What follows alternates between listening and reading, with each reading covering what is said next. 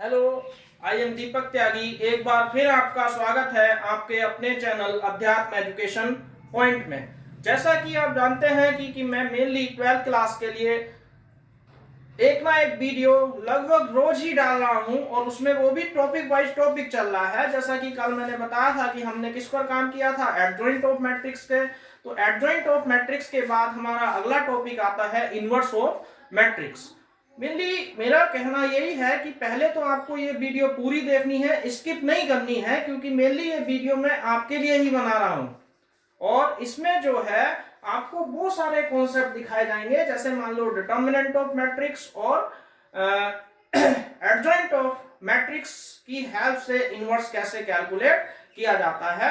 अगर ये वीडियो आपको अच्छी लगे तो इसे लाइक और सब्सक्राइब करना ना भूलें। चलिए देखते हैं इनवर्स ऑफ मैट्रिक्स। तो इनवर्स ऑफ मैट्रिक्स के लिए कैसे निकालते हैं इनवर्स ऑफ मैट्रिक्स। तो ए इनवर्स इक्वल टू हमारे पास होता है adjoint of A upon determinant of A. ये हमारी एक आइडेंटिटीज होती है और इसमें determinant of A equal to not zero, यानी कि डिटर्मिनेंट की वैल्यू जीरो नहीं होनी चाहिए, क्योंकि जिस इसमें सबसे पहली A inverse equal to adjoint A upon determinant of A. तो हमने पहली वीडियो में बात करी थी कि डिटर्मिनेंट कैसे निकाला जाता है, एडजॉइंट कैसे निकाला जाता है। तो आज वही सब चीजें दोबारा लेकर के आए हैं। सबसे पहला किसी भी मैट्रिक्स का डिटर्मिनेंट निकालना।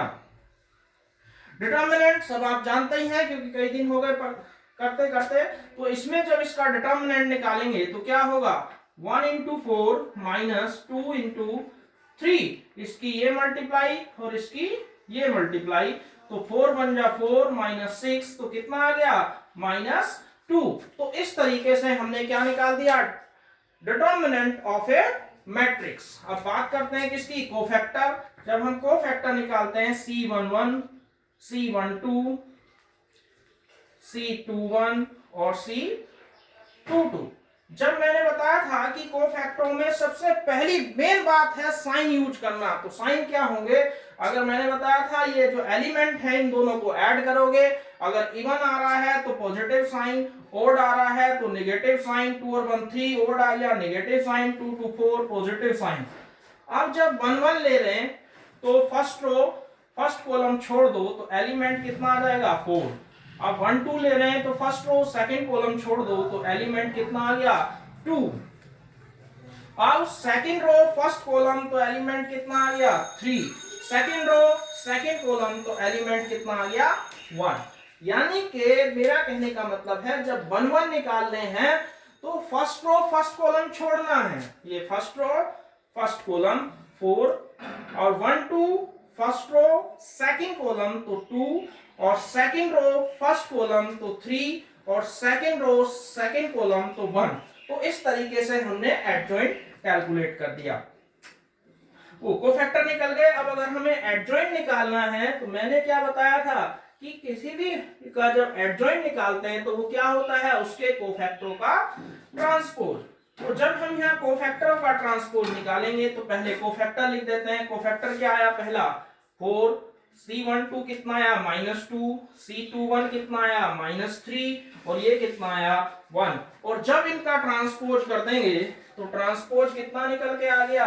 मेनली जब हम इसका ट्रांसपोज कर रहे हैं तो पहली रो पहला कॉलम हो जाएगा 4 -2 अगला -3 और 1। तो इस तरीके से क्या हुआ, हमारा इनवर्स कैलकुलेट हो गया। अब एडजॉइंट आ गया। एडजॉइंट के बाद हमें क्या निकालना है, ए इनवर्स। ए इनवर्स क्या होता है, adjoint A upon determinant of A. अब डिटर्मिनेंट ऑफ ए कितना आया -2, तो ये आ गया 1 अपॉन -2 और एडजॉइंट ऑफ ए की वैल्यू ये रही, यहां से निकाल देंगे 4 -3 -2 और 1।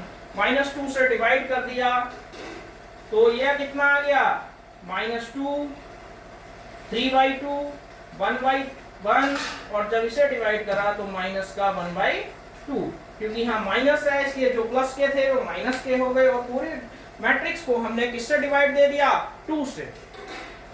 मेरे ख्याल से सबको कॉन्सेप्ट क्लियर होगा कि जब हमें ए इनवर्स कैलकुलेट करना होता है तो ए इनवर्स कैलकुलेट करने के लिए adjoint A upon determinant of A, ये हमारी आइडेंटिटीज होती है। अब इसके बाद यहाँ दो चीजों की जरूरत है। डिटर्मिनेंट निकालना पहली वीडियो में बताया था कि 1 into 4 minus 3 into 2, तो 4 बन जा 4 minus 6 कितना आ गया -2। जब हम C11 कैलकुलेट कर रहे हैं तो फर्स्ट रो फर्स्ट कॉलम 4 आ गया, C12 first row second column -2 और C21 second row first column -3 और C22 कितना आ गया 1। अब इनका एडजॉइंट निकालने के लिए हमने क्या करा, जो कोफैक्टर आए उनका ट्रांसपोज का मतलब होता है रो को कॉलम करना, कॉलम को रो, जैसे first row first column, second row second column. तो जब हम ए इनवर्स निकाल रहे हैं तो adjoint A upon determinant of A, तो 1 अपॉन -2, डिटर्मिनेंट की वैल्यू -2, एडजॉइंट ए इससे डिवाइड कर दिया, 4 -3 1 -1/2। तो इस तरीके से ये हुआ हमारा 2 क्रॉस 2 का मैट्रिक्स कैसे इनवर्स कैलकुलेट करते हैं। अब हम बात करते हैं किसकी, 3 क्रॉस 3 के मैट्रिक्स की, कि उसका इनवर्स कैसे कैलकुलेट करेंगे। जब 3 क्रॉस 3 का मैट्रिक्स ले रहे हैं, देखिए तो इसमें हमने क्या करा, एक 3 क्रॉस 3 का मैट्रिक्स ले लिया, A = कितना ले लिया, मान लो 1 है 2 है 3 है 2 1 1 और 1 2 4। तो जब इसका हम डिटर्मिनेंट निकालेंगे तो सबसे पहली चीज डिटर्मिनेंट, मैंने बताया था डिटर्मिनेंट किसी भी रो या किसी भी कॉलम को लेकर के निकाल सकते हैं। तो मान लो हमने फर्स्ट रो ले ली, तो फर्स्ट रो में पहला एलिमेंट 1, इसके बाद अगला एलिमेंट 2 और इसके बाद अगला एलिमेंट कितना है 3।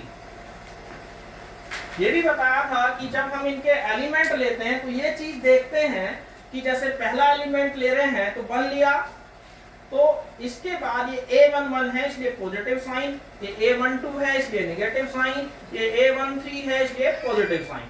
जब 1 1 ले रहे हैं तो फर्स्ट रो फर्स्ट कॉलम खत्म, तो ये कितना आ गया 1 1 2 4। और जब A12 ले रहे हैं तो ये खत्म और ये खत्म, कितना आया 2 1 1 4। और जब A13 की बात कर रहे हैं तो ये फर्स्ट रो थर्ड कॉलम खत्म, तो कितना आया 2 1 1 2। अब इसकी वैल्यू निकाल देंगे, 4 बन जा 4 -2, 2 4 जा 8 -1, ये आ गया। ठीक है, यहां तक क्लियर सबको। अब 4 में से 1 into 2 -2 into 7 plus 3 into 3। अब जब सोल्व कर रहे हैं 2 7 जा 14 और 3 3 जा 9, तो 9 और 2 11, और 11 में से -14 गया तो कितना बचा